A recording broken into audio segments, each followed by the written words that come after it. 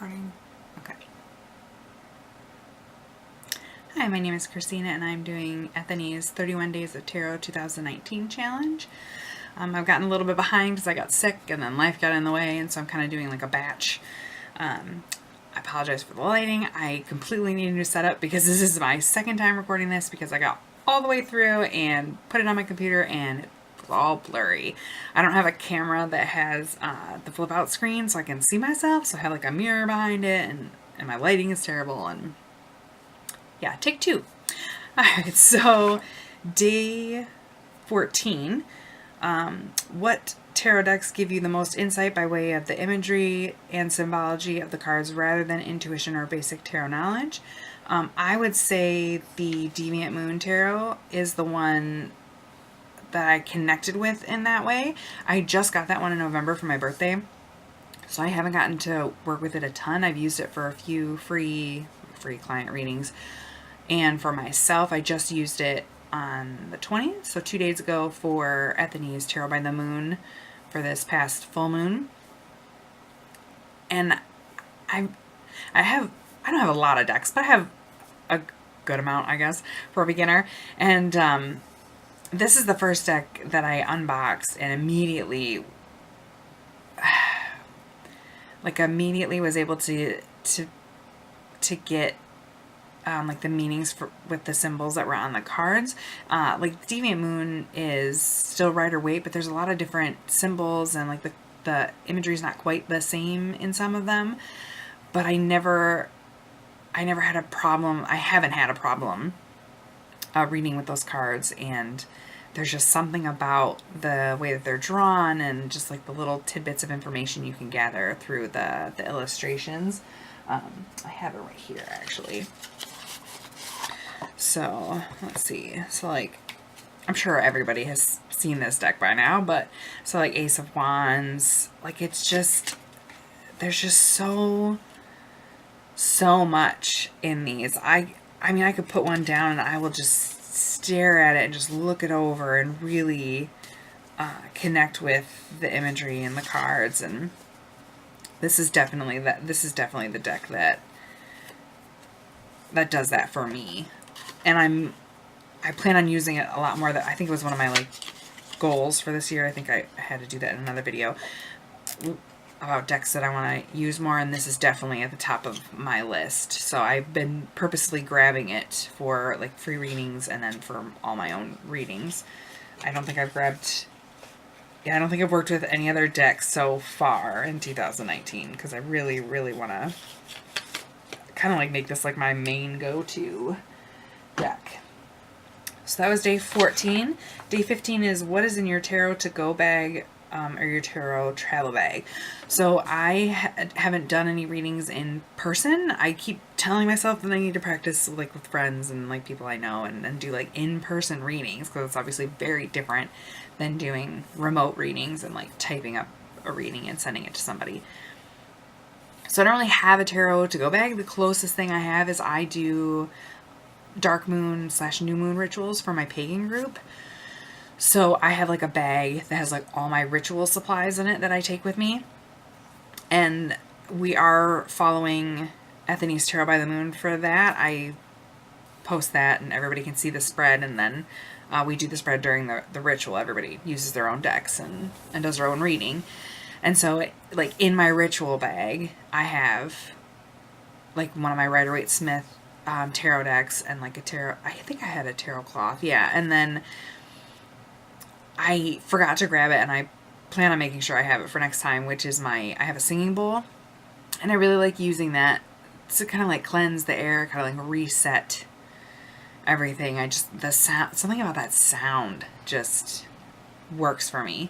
So I plan on bringing that to the next ritual. So maybe like a 2019 goal could be to actually make an actual tarot to go bag. I did for a long time. I carried the Rider-Waite Smith, just the traditional in the yellow tuck box, in my purse. And I, just on lunch, I would just take out the cards and look at them and try to like familiarize myself with them as much as possible. And it's not in my purse anymore because I took it for a ritual, and so it's still in that bag. So I need to put it back in my purse. And I like just carrying cards with me. I don't know if that's weird. I don't know if a lot of people do that. I think so. So I just need to throw that back in my purse. So a goal will be to make a tarot to-go bag or a tarot travel bag. Day 16. What tarot card in the deck do you look out for the most when you get a new deck? If you don't like that card, does it ruin the deck for you? I've not had that experience yet.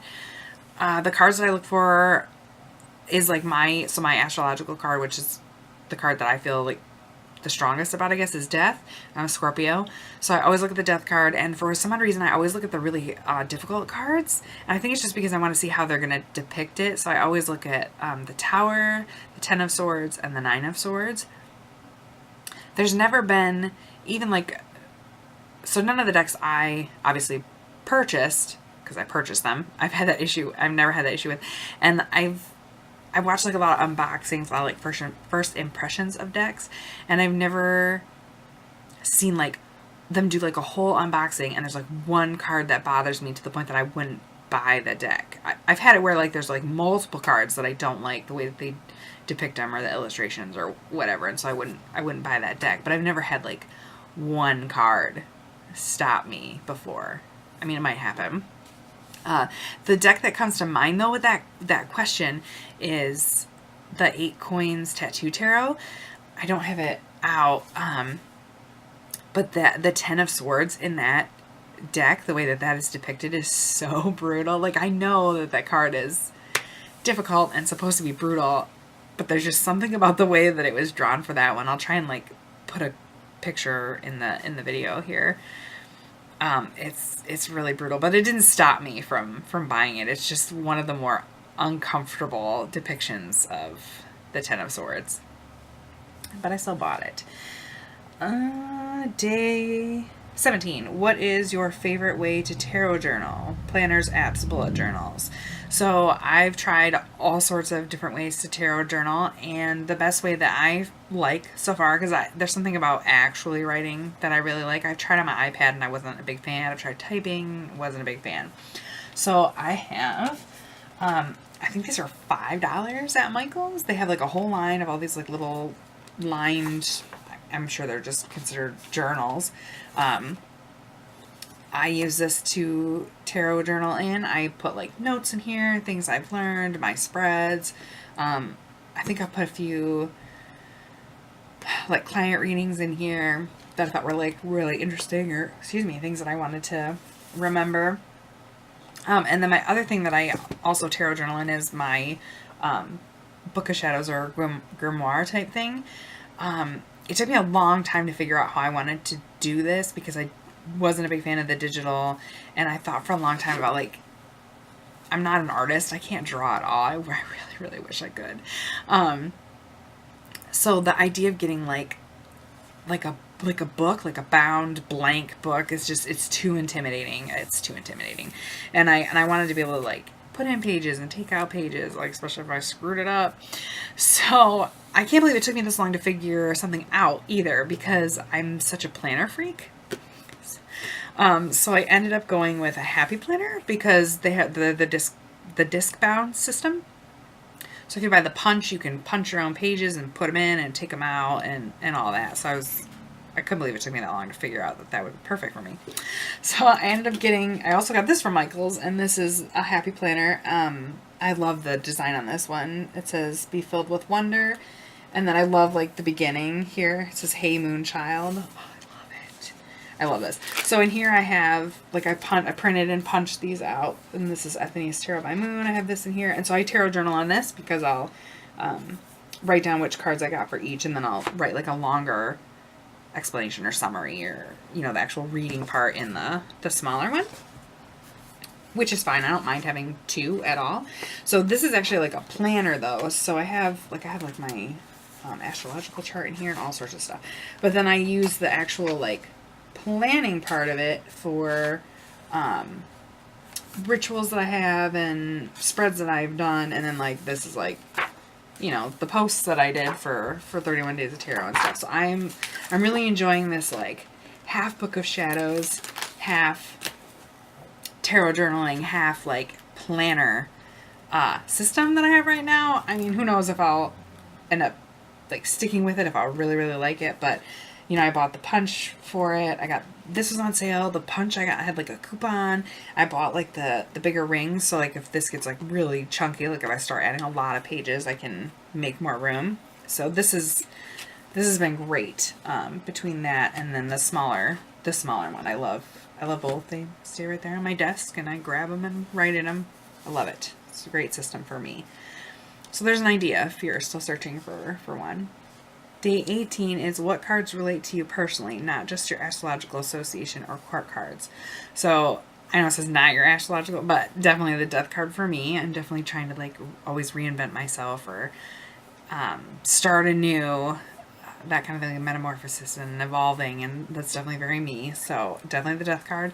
And then I would say the Fool, because I feel like that kind of goes along with that, like starting something new, getting on a new path, starting a new journey, and then kind of like going headlong into it sometimes without maybe knowing exactly what you want to do. That's definitely me. And then the Hermit, because I'm a homebody, I'm introverted, I like to look within and just kind of like be with myself and figure things out myself and just spend time with me. So I definitely think the Hermit. So for me, it would definitely be Death, the Fool, and the Hermit. Those are definitely the cards that I think of the most in relation to myself. I don't really have a minor arcana card that like comes to mind like to the forefront right away. Like I have cards that I like, but not necessarily, like nothing comes to mind for me personally. So yeah, it would definitely be Death, the Fool, and the Hermit. So yeah, I hope you enjoyed this. I will see you in the next one. I'm probably going to do another batch like I did today, because this is the 14th through the 18th and today's the 22nd. So I still have some catching up to do, but I kind of like doing these these in a batch instead, because if I was doing them one question at a time every day, I feel like they'd be like so short. so I'm liking doing this batch thing. So I'll probably do another batch in the next video. So thank you, and I'll see you next time.